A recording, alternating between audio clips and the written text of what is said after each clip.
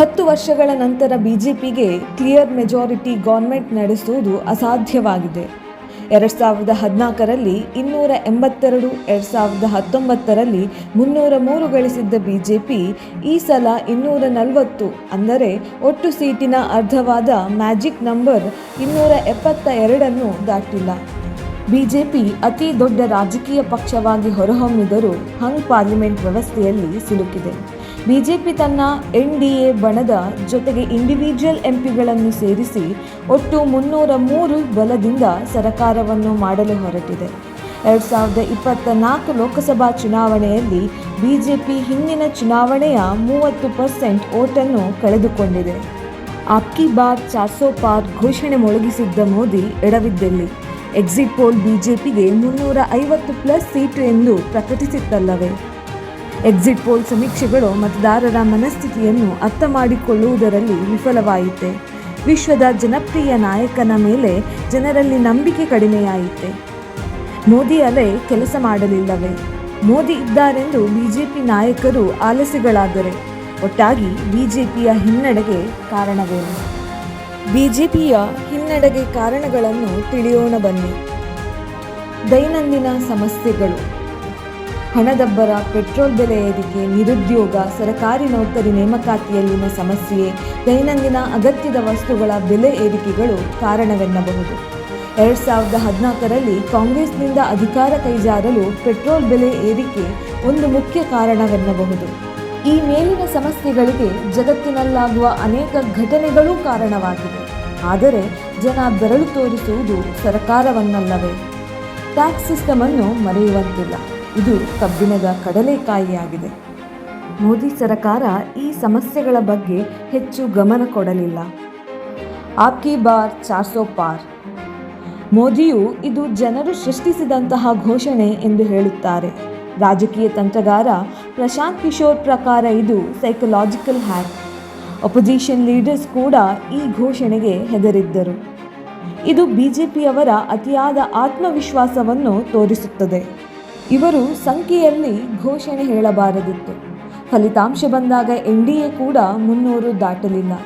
ಇನ್ನೊಂದು ಕಡೆ 400+ ಸೀಟು ಬಂದರೆ ಬಿಜೆಪಿ ಸಂವಿಧಾನ ಬದಲಾಯಿಸುತ್ತದೆ ಎಂದು ಕಾಂಗ್ರೆಸ್ ತಿರುಗುಬಾಣ ಬಿಟ್ಟಿತ್ತು. ಅತಿಯಾದ ಆತ್ಮವಿಶ್ವಾಸ: ಬಿಜೆಪಿಗರಲ್ಲಿದ್ದ ಜನ ಮೋದಿಯ ಮುಖ ನೋಡಿ ಓಟು ನೀಡುತ್ತಾರೆ ಎಂಬ ಅತಿಯಾದ ಆತ್ಮವಿಶ್ವಾಸ ಇಂದು ಸುಳ್ಳಾಯಿತು. ಮೋದಿಯೇ ಸ್ವಲ್ಪ ಅಂತರದಿಂದ ಈ ಸಲ ಗೆದ್ದಿದ್ದಾರೆ. ಗೆಲ್ಲುತ್ತೇವೆ ಎಂಬ ಆತ್ಮವಿಶ್ವಾಸದಿಂದ ಕೆಲ ಅನಗತ್ಯ ಘೋಷಣೆಗಳನ್ನು ಕೂಗಲಾಗಿತ್ತು. ಕೆಲ ಕಡೆ ಕ್ಯಾಂಪೇನ್ಗಳನ್ನು ಮಾಡಿರಲಿಲ್ಲ. ಎಲ್ಲವನ್ನು ಗ್ರಾಂಟೆಡ್ ಆಗಿ ತೆಗೆದುಕೊಂಡಿದ್ದರು. ಇವರ ಅತಿಯಾದ ಆತ್ಮವಿಶ್ವಾಸವೇ ಮುಳುವಾಯಿತು. ಕೆಲವು ಮುಖ್ಯ ಘಟನೆಗಳ ಬಗ್ಗೆ ಮೌನ. ಬಿಜೆಪಿ ಲಡಾಖ್ ವಿಷಯದಲ್ಲಿ ಮೌನವನ್ನಾಚರಿಸಿತು. ಲಡಾಖ್ನಲ್ಲಿದ್ದ ಏಕೈಕ ಸೀಟನ್ನು ಕಳೆದುಕೊಂಡಿದೆ. ಮೋದಿಗೆ ಸೋನಂ ವಾಂಗ್ಚುಕ್ ಜೊತೆ ಮಾತುಕತೆ ನಡೆಸಬಹುದಿತ್ತು. ಇನ್ನು ಮಣಿಪುರ ಗಲಭೆಯಿಂದ ಹೊಟ್ಟೆ ಉರಿದರೂ ಮೋದಿ ಭೇಟಿ ನೀಡಲಿಲ್ಲ. ಮೋದಿ ಒಮ್ಮೆಯಾದರೂ ಮಣಿಪುರಕ್ಕೆ ಹೋಗಬಹುದಿತ್ತು. ಇಲ್ಲೂ ಬಿಜೆಪಿ ಸೋತಿದೆ. ಕುಸ್ತಿಪಟುಗಳ ಪ್ರತಿಭಟನೆಯಲ್ಲಿ ಬಿಜೆಪಿಯ ಮೌನ ಎದ್ದು ಕಾಣುತ್ತಿತ್ತು. ಎಲ್ಲ ವಿಷಯದಲ್ಲೂ ಮೌನ ಒಳ್ಳೆಯದಲ್ಲ. ವಿರೋಧ ಪಕ್ಷ ಈ ಅವಕಾಶವನ್ನು ಒಳ್ಳೆಯ ರೀತಿಯಲ್ಲಿ ಉಪಯೋಗಿಸಿತು. ವಿರೋಧ ಪಕ್ಷಗಳ ಒಗ್ಗಟ್ಟು: ಚಾಣಕ್ಯ ಹಿಂದೆಯೇ ಹೇಳಿದ್ದರು, ಯಾವಾಗ ಪೂರ್ತಿ ವಿರೋಧ ಪಕ್ಷಗಳು ಒಟ್ಟಾಗುತ್ತೋ ಅದರ ಅರ್ಥ ರಾಜ ಪ್ರಾಮಾಣಿಕನಾಗಿದ್ದಾನೆ ಎಂದು. ಈ ಸಲದ ಚುನಾವಣೆಯಲ್ಲಿ ಎಲ್ಲ 40 ವಿಪಕ್ಷಗಳು ಒಂದಾಗಿದ್ದವು. ಪ್ರಚಾರವನ್ನು ಒಟ್ಟಿಗೆ ಸೇರಿ ಮಾಡಿದ್ದವು. ಭಾರೀ ಲೆಕ್ಕಾಚಾರದಲ್ಲಿ ಸೀಟು ಹಂಚಿಕೆ ಕೂಡ ಮಾಡಿದ್ದವು. ವಿರೋಧಿಗಳ ಒಗ್ಗಟ್ಟು ಬಿಜೆಪಿಯ ಗೆಲುವಿನ ಹಾದಿ ಕಷ್ಟಕರವನ್ನಾಗಿಸಿತು. ಸರಕಾರದ ಕಾರ್ಯಕ್ರಮ ಮತ್ತು ಅದರ ಉದ್ದೇಶವನ್ನು ಜನರ ಮುಂದೆ ಪ್ರಸ್ತುತಪಡಿಸುವಲ್ಲಿ ಬಿಜೆಪಿ ಸೋತಿದೆ. ಬಿಜೆಪಿ ನಾಯಕರು ಮತ್ತು ಕಾರ್ಯಕರ್ತರು ಸರಕಾರದ ಯೋಜನೆ, ಕಾಯ್ದೆ ತಿದ್ದುಪಡಿ, ಹೊಸ ಹೆಜ್ಜೆ ಹೀಗೆ ಏನೇ ವಿಷಯವಿರಲಿ ಅದನ್ನು ಜನಸಾಮಾನ್ಯರಿಗೆ ಅರ್ಥ ಮಾಡಿಸುವಲ್ಲಿ ದೊಡ್ಡ ಮಟ್ಟದಲ್ಲಿ ವಿಫಲವಾಗಿದ್ದಾರೆ. ಇದರಿಂದ ವಿಪಕ್ಷಗಳ ಅಪಪ್ರಚಾರವು ದೊಡ್ಡ ಮಟ್ಟದಲ್ಲಿ ಸದ್ದು ಮಾಡಿತ್ತು. ಉದಾಹರಣೆಗೆ 3 ಕೃಷಿ ಕಾನೂನು, article 370, CAA, electoral bonds. BJP ಪಾರದರ್ಶಕತೆಗೆ ಈ ಹೊಸ ಕಾನೂನು ತಂದಿತು. ಆದರೆ ಸೋಷಿಯಲ್ ಮೀಡಿಯಾ ಬಿಜೆಪಿಯನ್ನು ಟಾರ್ಗೆಟ್ ಮಾಡಿ ತೋರಿಸಿತು. ಬೇರೆ ಪಕ್ಷಗಳು ಗಳಿಸಿದ ಹಣವನ್ನು ನೆಗ್ಲೆಕ್ಟ್ ಮಾಡಲಾಯಿತು. ಮತ್ತು ಇದು ಚುನಾವಣೆ ಸಮೀಪಿಸುತ್ತಿದ್ದಂತೆ ಸುದ್ದಿಯಾದ್ದರಿಂದ ಜನರ ಮನಸ್ಸಿನಲ್ಲಿ ಉಳಿಯಿತು. ಸಾಮಾಜಿಕ ಮಾಧ್ಯಮಗಳ ಪ್ರಭಾವ. ಧ್ರುವರಾಠಿ, ರವೀಶ್ ಕುಮಾರ್, ಅವಿಶ್ವರ್ ಶರ್ಮಾರ ಎಫರ್ಟ್ ಸ್ವಲ್ಪ ಮಟ್ಟಿಗೆ ಕೆಲಸ ಮಾಡಿದೆ. ಇವರು ನಾವು ಅನ್ಬಯಾಸ್ಡ್ ಎಂದು ಪ್ರಮಾಣ ಪತ್ರ ಕೊಟ್ಟುಕೊಂಡು ರಾಜಕೀಯ ಉದ್ದೇಶದಿಂದ ಜನರಿಗೆ ತಪ್ಪು ಮಾಹಿತಿ ಕೊಟ್ಟು ದೇಶದ ಘನತೆಗೆ ಕಳಂಕವನ್ನೆಸೆಯಲು ಹಿಂಜರಿಯಲಿಲ್ಲ. Example, democracy in danger, dictatorship. ಎಲ್ಲ ಪಕ್ಷಗಳು ಡಿಜಿಟಲ್ ಕ್ಯಾಂಪೇನ್ಗಳಿಗೆ ದೊಡ್ಡ ಮಟ್ಟದಲ್ಲಿ ಮೊತ್ತವನ್ನು ಇಟ್ಟಿದ್ದವು. ಸೋಷಿಯಲ್ ಮೀಡಿಯಾದಲ್ಲಿ ದೇಶದ ಸಂವಿಧಾನ ಕೊಟ್ಟಿರುವ ಎಲ್ಲ ಸ್ವಾತಂತ್ರ್ಯವನ್ನು ಬಳಸಿ ಕ್ಯಾಂಪೇನ್ ಮಾಡಿದ್ದವು. ಏಜೆನ್ಸಿಗಳ ದುರುಪಯೋಗ. ದೇಶದಲ್ಲಿ ಬಿಜೆಪಿಯೇತರ ನಾಯಕರ ಮೇಲೆ ಇಡಿ, ಐಟಿ ರೈಡ್ ನಡೆಯುವುದನ್ನು ಕಂಡಿದ್ದೇವೆ. ಹಾಗೂ ಈ ನಾಯಕರಲ್ಲಿ ಕೆಲವರನ್ನು ಬ್ಲ್ಯಾಕ್ಮೇಲ್ ಮಾಡಿ ಬಿಜೆಪಿಗೆ ಸೇರಿಸಿಕೊಂಡಿದ್ದನ್ನು ಕಂಡಿದ್ದೇವೆ. ಉದಾಹರಣೆಗೆ ಅಸ್ಸಾಂನ ಮುಖ್ಯಮಂತ್ರಿ ಹಿಮಂತ್ ಬಿಸ್ವಾ ಶರ್ಮಾ. ಕೇಜ್ರಿವಾಲ್ನ ಬಂಧನದ ಸಮಯ ಸರಿ ಇರಲಿಲ್ಲ. ಚುನಾವಣೆ ಘೋಷಣೆಯಾಗಿತ್ತು. ಆಪ್ ದಿಲ್ಲಿಯಲ್ಲಿ ಈ ಸಲ ಸೀಟ್ ಪಡೆಯಲಿಲ್ಲ. ಆದರೆ ದೇಶದ ಜನರಲ್ಲಿ ಏಜೆನ್ಸಿಗಳ ದುರುಪಯೋಗದ ಬಗ್ಗೆ ಬಿಜೆಪಿಯ ಮೇಲೆ ಕೆಟ್ಟ ಅಭಿಪ್ರಾಯ ಹುಟ್ಟಿತು. ಕಾಂಗ್ರೆಸ್ ಮುಕ್ತ ಭಾರತ. ಚಾಣಕ್ಯನ ಪ್ರಕಾರ ದೇಶದಲ್ಲಿ ಉತ್ತಮ ಶಕ್ತಿಯುತ ವಿರೋಧ ಪಕ್ಷವಿರಬೇಕು. ಆದರೆ ಮಾತ್ರ ದೇಶ ಬೆಳೆಯುತ್ತದೆ. ನಮ್ಮ ದೇಶ ಉತ್ತಮ ವಿರೋಧ ಪಕ್ಷವನ್ನು ಕಂಡು ಕೆಲ ದಶಕಗಳಾಗಿವೆ. ಬಿಜೆಪಿಯ ಕಾಂಗ್ರೆಸ್ ಮುಕ್ತ ಭಾರತ ಘೋಷಣೆ ಪ್ರಜಾಪ್ರಭುತ್ವದ ವಿರುದ್ಧ ಎಂದು ಹೇಳಬಹುದು. ಎಲ್ಲರಿಗೂ ಸಮಾನ ಹಕ್ಕಿದೆ. ಅರ್ಹರು ಮುಂದೆ ಬರುತ್ತಾರೆ. ಅನರ್ಹರಿಗೆ ಜನರು ಯಾಕೆ ಅಧಿಕಾರ ನೀಡುತ್ತಾರೆ? ಈ ಘೋಷಣೆಯಂತೂ ಪ್ರಜ್ಞಾವಂತ ಪ್ರಜೆಗಳಿಗೆ ಹಿಡಿಸಿರಲಿಕ್ಕಿಲ್ಲ. ಅಗ್ನಿವೀರ್ ಮತ್ತು 3 ಕೃಷಿ ಕಾಯಿದೆ ಜಾರಿಗೆ ವಿರೋಧ. ಉತ್ತರ ಪ್ರದೇಶ, ಹರಿಯಾಣ, ಪಂಜಾಬ್, ರಾಜಸ್ಥಾನಗಳಲ್ಲಿನ ಹಿನ್ನಡೆಗೆ ಅಗ್ನಿವೀರ್ ಯೋಜನೆಯು ಒಂದು ರೀತಿಯಲ್ಲಿ ಕಾರಣ ಎನ್ನಬಹುದು.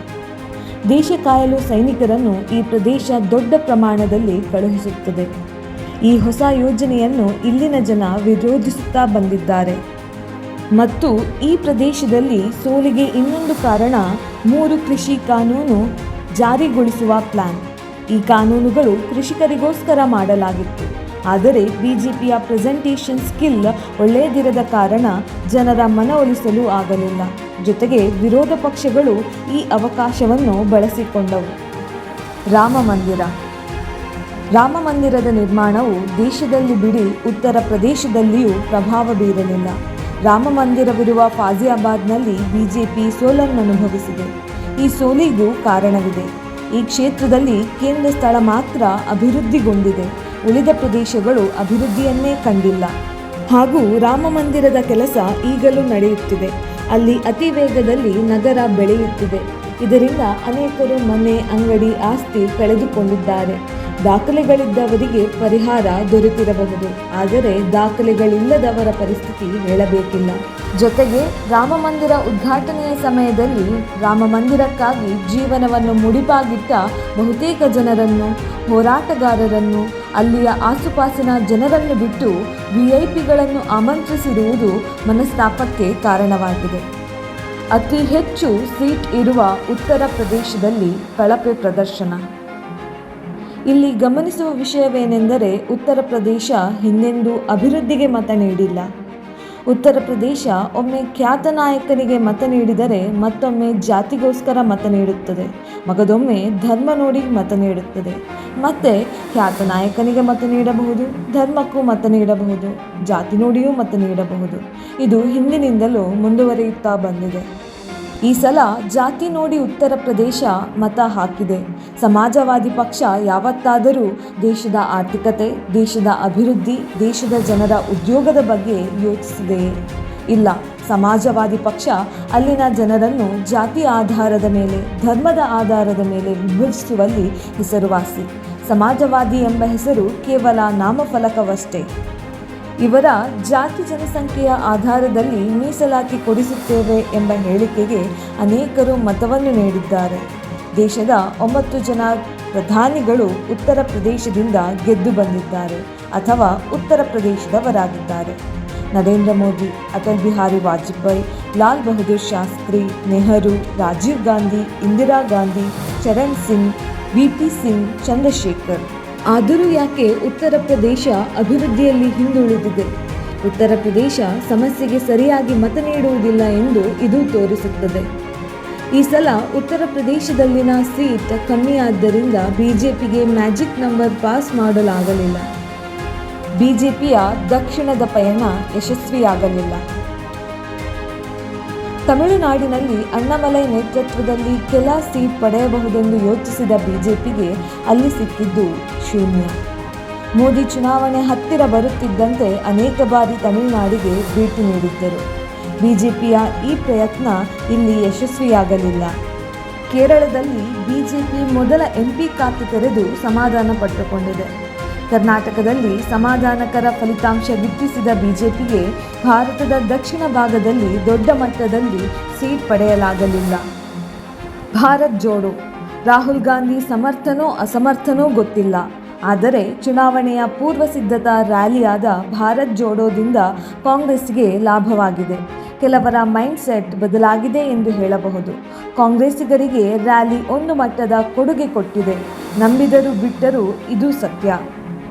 ಬಿಜೆಪಿಯ ಒಳಜಗಳ. ಇದು ಬಿಜೆಪಿಯ ಅತ್ಯಂತ ದೊಡ್ಡ ಹಿನ್ನಡೆ. ಇದು ಬಿಜೆಪಿಯೇ ಮಾಡಿಕೊಂಡ ಸಮಸ್ಯೆ, ಬಿಜೆಪಿಯ ನಾಯಕರು ಮಾಡಿಕೊಂಡ ಸಮಸ್ಯೆ.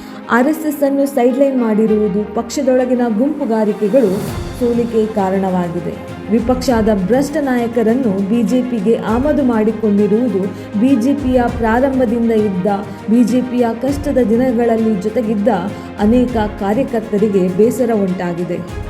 ಇಂದು ಬಿಜೆಪಿಯಲ್ಲಿ ಬಿಜೆಪಿಯ ವಿರೋಧ ಪಕ್ಷದ ಮುಖಗಳನ್ನು ಕಾಣಬಹುದು. ಇವರು ತಮ್ಮ ಸ್ವಾರ್ಥಕ್ಕಾಗಿ ಪಕ್ಷಾಂತರಗೊಂಡವರಿದ್ದಾರೆ. ಬಿಜೆಪಿ ಒಂದು ಧ್ಯೇಯ ಹೊಂದಿರುವ, ಒಂದು ಸ್ಪಷ್ಟ ಸಿದ್ಧಾಂತವಿರುವ ಪಕ್ಷ. ಶುದ್ಧ ಬಿಜೆಪಿಗರಿಗೆ ಪಕ್ಷಾಂತರಿಗಳ ಮೇಲೆ ಅಸಮಾಧಾನವಿದೆ. ಅನುಭವಿ ರಾಜಕಾರಣಿಗಳನ್ನು ಮೂಲೆಗುಂಪು ಮಾಡಿರುವುದು ಬಿಜೆಪಿಯ ಹಿನ್ನಡೆಗೆ ಕಾರಣ ಎಂದು ಹೇಳಬಹುದು. ಬಿಜೆಪಿ ನಾಯಕರ ವರ್ತನೆ ಬಿಜೆಪಿ ಕಾರ್ಯಕರ್ತ ಮತ್ತು ನಾಯಕರ ನಡುವೆ ದೊಡ್ಡ ಗ್ಯಾಪ್ ಉಂಟು ಮಾಡಿದೆ. ಮೋದಿ ಅಲೆಯ ಮೇಲೆ ಅವಲಂಬನೆ. ಬಿಜೆಪಿಯ ಪ್ರತಿಯೊಂದು ಅಭ್ಯರ್ಥಿಗಳು ಜನರು ಮೋದಿಯ ಮುಖ ನೋಡಿ ಮತ ಹಾಕುತ್ತಾರೆ ಎಂದು ಅಸಡ್ಡೆತನ ತೋರಿಸಿದ್ದಾರೆ. ಮೋದಿಯ ಹೆಸರು ಹೇಳಿ ಮತ ಪಡೆಯಬಹುದೆಂದು ತಂತ್ರ ಹೂಡಿ ತಮ್ಮ ಕಾರ್ಯನಿಷ್ಠೆಯನ್ನು ಮರೆತಿದ್ದಾರೆ. ಈ ಚುನಾವಣೆಯಲ್ಲಿ ಬಿಜೆಪಿ ನಾಯಕರ ವರ್ತನೆ ಅವ್ಯವಹಾರಕ್ಕೆ ಬೇಸತ್ತು ಹಿಂದೆ ಮತ ನೀಡಿದ್ದ ಮತದಾರರು ಕೈಕೊಟ್ಟಿದ್ದಾರೆ. ತಿದ್ದಿ ಬದುಕಿದವನು ಜಾಣ. ರಾಜ್ಯ ಬಿಜೆಪಿ ಹಿಂದಿನ ವಿಧಾನಸಭಾ ಚುನಾವಣೆಯ ಸೋಲಿನಿಂದ ಏನೂ ತಿದ್ದಿಕೊಂಡಿಲ್ಲ. ಈಗ ರಾಜ್ಯದಲ್ಲಿ ವಿಧಾನಸಭೆ ಚುನಾವಣೆ ನಡೆಸಿದರೆ ಬಿಜೆಪಿಗೆ ಗೆಲ್ಲುವುದು ಕಷ್ಟವಾಗಬಹುದು. ಮೋದಿ ನೇತೃತ್ವದ ರಾಷ್ಟ್ರ ಮಟ್ಟದ ಬಿಜೆಪಿ ತಪ್ಪುಗಳನ್ನು ತಿದ್ದಿಕೊಂಡು ಕೆಲಸ ಮಾಡುತ್ತಿತ್ತು. ತಿದ್ದಿಕೊಂಡು ಮುಂದುವರೆದರೆ ಮುಂಬರುವ ರಾಜ್ಯ ಚುನಾವಣೆಗಳು ಮತ್ತು ಲೋಕಸಭಾ ಚುನಾವಣೆಯಲ್ಲಿ ಬಿಜೆಪಿ ಜಯದೊಂದಿಗೆ ಮುನ್ನಡೆಯಬಹುದು.